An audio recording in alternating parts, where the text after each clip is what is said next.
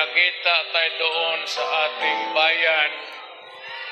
Kaya lang sa sitwasyon natin ngayon, kailangan talaga pumunta tayo sa ibang bayan maghanap buhay. Pero sa akin, the fact that malayo kayo sa pamilya ninyo,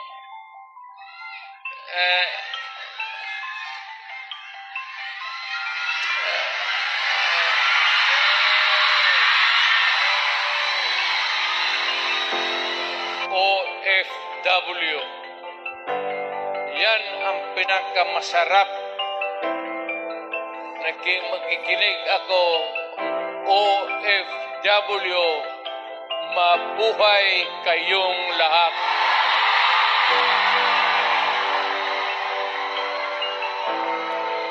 At ang mundo dapat magpasalamat na merong mga Pilipino na punta dito sa kanila, sa ibang bayan, para magtrabaho para sa kanila at para sa atin, makaipon ng pera para sa pamilya natin.